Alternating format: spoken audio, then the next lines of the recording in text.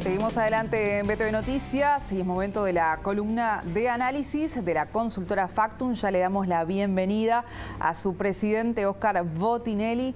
Buenas noches, Óscar, bienvenido, un gusto de que esté aquí. Buenas noches, ¿qué tal? Bueno, tan raro lo de la pandemia que no nos veíamos personalmente. Presencialmente hoy. De a poquito va aflojando, aunque no hay que aflojar, como dijo el presidente, pero permite por lo menos que nos veamos las caras un poco más de cerca. Por lo menos guardando distancia. Con el protocolo necesario. Por ahí, en fin. Exacto. Vamos a hablar entonces en el día de hoy, si le parece, del Frente Amplio, porque cierra una etapa, se abre otra. ¿Y cuál sería el estado de situación del Frente Amplio en lo que tiene que ver con el proceso que se generó de las elecciones nacionales de octubre de 2019 hasta lo que fue este julio de 2021, que tiene que ver con la recolección de firmas contra la LUC? Se consiguieron las necesarias para la posibilidad de habilitar un referéndum contra la ley de urgente consideración. ¿Y cuál sería el estado de situación entonces de la fuerza política hoy por hoy?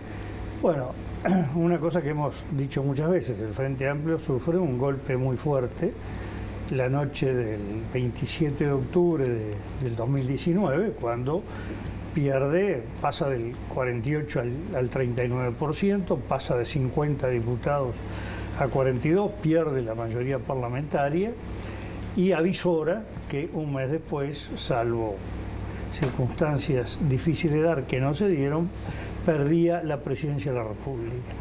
Y bueno, entre 27 de octubre y 24 de noviembre, que el momento que se elija, el Frente aparece golpeado, aparece con dificultades estratégicas, con confusión estratégica, uno diría que crispado, sin conducción además, no solo porque ya venía muy débil la conducción formal de la estructura del Frente Amplio, presidida por Javier Miranda, sino también porque las figuras clave de las distintas corrientes, que juntas, de 4 o 5 corrientes juntas, constituyen la conducción política, estratégica del Frente Amplio, no estaban funcionando adecuadamente. La pandemia luego complica un poco, pero bueno, no hay que echarle la culpa a la pandemia, porque hay teléfonos, hay Zoom, claro, hay muchas formas de comunicación, y si una conducción no funciona, hay otras razones que la pandemia o la comunicación. ¿Hasta cuándo? Bueno, hasta el pasado 8 de este mes, hasta el 8 de julio. En ese momento se produce un cambio fuerte en el país, en el momento que, contra todo pronóstico, seamos claros, nosotros no preveíamos este desenlace, la mayoría de los impulsores tampoco, sobre todo que hubo un envión final de los últimos 14 días. Sensatamente se requerían 720.000 firmas para estar cubiertos de los problemas de descarte por errores, sobre todo la impresión digital, y bueno, llegaron a casi 800.000, por lo cual cubrió con exceso, más allá de toda duda de que hay referéndum, probablemente sea en marzo, probablemente sea a principios de abril, pero esto, claro, retempló el ánimo. Coincide además, bueno, que ya venía el fin de la conducción formal de Javier Miranda, y ahora se abre paso a un cambio realmente muy importante en el Frente Amplio, que luego vamos a ver qué desafíos tiene, pero en principio se pasó del gobierno a la oposición. Pasa de, bueno, lo que implica el ánimo de estar en el gobierno, al desánimo, a la desilusión, al desnorteo, a la incapacidad de trazar una estrategia, y de golpe se encuentra en un escenario desafiante en que se pone de igual a igual, de alguna manera, con la coalición multicolor, no en números, en términos de desafíos, en términos de agenda, y en términos que, bueno, la izquierda, que estuvo 20 meses a la defensiva, ahora pasa nuevamente a la ofensiva, e incluso, en cierto modo, tiene la iniciativa política de aquí al referéndum. Probablemente, si la estrategia no aparece y no se afina, la iniciativa se pierde pronto. Es decir, eso depende de otros factores, ¿no? Óscar, ¿y cuál sería entonces el análisis de esta nueva conducción, lo que fue lo de Miranda, que algo mencionaba, el interinato de Ehrlich y la posibilidad de Carámbula como presidente también? Bueno, lo que se está viendo es, más allá de la fórmula que elija el Frente, seguramente va a ir a elección abierta en el sentido que votan los afiliados, los que se afilian en el momento, pero con pluralidad de candidatos. pero el nombre de Marcos Carámbula aparece como una candidatura sostenida por casi todas las grandes corrientes del frente y probablemente todas. Por lo tanto, ya va a ser un dato de la realidad que en el mes de diciembre pasa a ser elegido presidente del Frente Amplio. Y el interinato por una figura muy cercanas entre sí, Marcos Carámbula con Ricardo Ehrlich, que va a ser estos 6 meses o 5 meses de transición, pueden hacer incluso una transición de repente conjunta,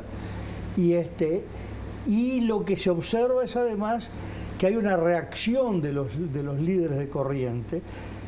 Hablemos con nombre y apellido: José Mujica o Lucía Topolanqui en lo que es la 609, Juan Castillo, Óscar Andrade en lo que es la 1001, Gonzalo Sibila en lo que es la 90, Mario Vergara, bueno, Daniel Astori, que está recluido en lo que era el antiguo Frente Liber Sereni, sí. Enrique Rubio en la vertiente, que son las grandes corrientes del Frente Amplio, que tienen la casi totalidad de los parlamentarios, la totalidad de los senadores y la casi totalidad de los diputados, y que se los ve que, bueno, sí, es necesario que ellos pasen al primer plano, pasen a construir una conducción de tipo estratégico, que no quiere decir que va a ser la mesa política del Frente o el secretariado, ni que se van a reunir todas las semanas, pero es lo que hacía Seregni cuando se reunía con Ronen Arismendi, Juan Pablo Terra o Héctor Lescano, con Selmar Michelini o Hugo Batalla, con José Pedro Cardoso o Reinaldo Gargano, o hacía Tabaré Vázquez cuando en su casa se reunía con lo que llamaban los cabezas de lista, ya en una etapa posterior del Frente. Bueno,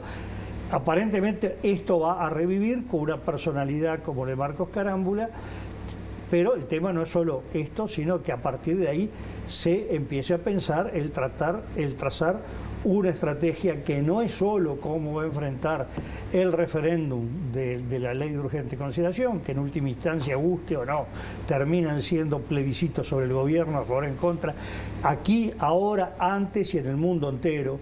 Decir otra cosa es pelear contra el tema. Pero no solo eso tiene que definir el Frente. No es una estrategia solo para el acto electoral de probablemente marzo, del otoño, digamos. No, es una estrategia de los próximos 3 años. Es salir del ir y venir para ir a objetivos claros, para caminar hacia, bueno, la búsqueda o la lucha por recuperar el gobierno, ¿no? ¿Podría decirse entonces que quedan asuntos dentro de la fuerza política por resolver, Óscar? ¿Y cuáles serían esos aspectos, esos principales asuntos que tienen que tener una resolución? Bueno, digamos, son temas de fondo, es decir, el Frente Amplio, si pierde, por algo perdió.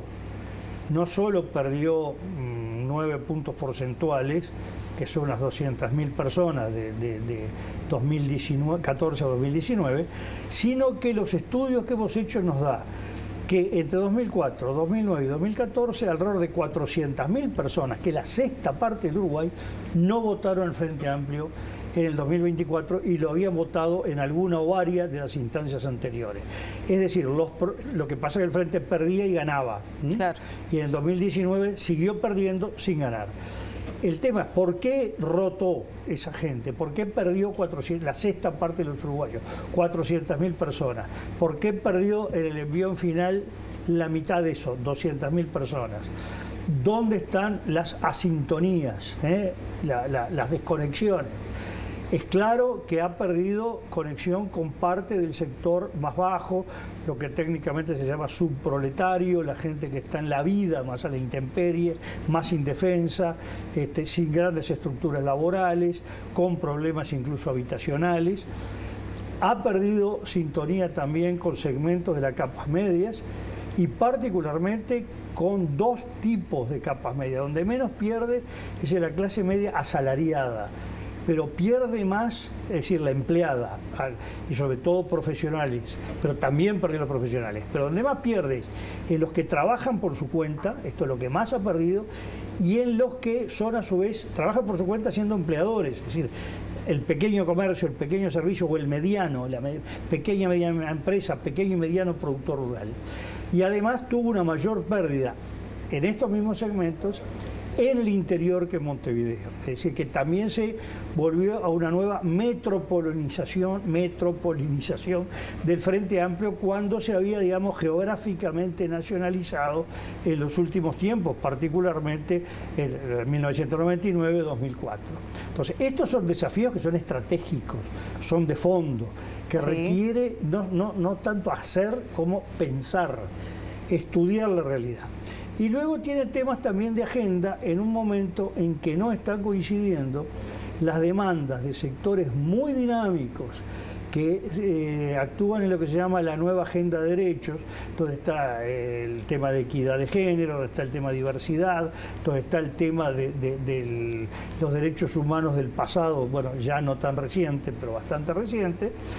Y por otro lado, las demandas sociales más clásicas, agudizadas por la pandemia, donde, bueno, encontramos temas muy importantes de búsqueda de empleos, de pérdida de empleos, de baja de los ingresos de los hogares, no solo por salario, más que nada los que trabajan por su cuenta o tienen pequeños o medianos emprendimientos, y problemas también de aumento de precios. Claramente los precios referidos a lo que la gente está más consumiendo hoy, que tiene que ver con la canasta familiar, con alimentos, aumenta mucho más que el IPC, que la inflación media. Y también el aumento de la pobreza, que se expresa, bueno, de las ollas populares a la gente de la calle. Es decir, hay ahí una serie de temas que de alguna manera en la agenda compiten con los nuevos temas de nichos muy dinámicos de una agenda que empieza a desarrollarse, sobre todo con mucha fuerza a partir del segundo gobierno del Frente Amplio, del gobierno de Mujica, ¿no? Bien, Óscar Botinelli, ha sido muy amable, muchas gracias por su presencia en BTV Noticias. Como siempre, un gusto. Cómo no, esperemos que sea normal. Ojalá que sí, nos vemos pronto.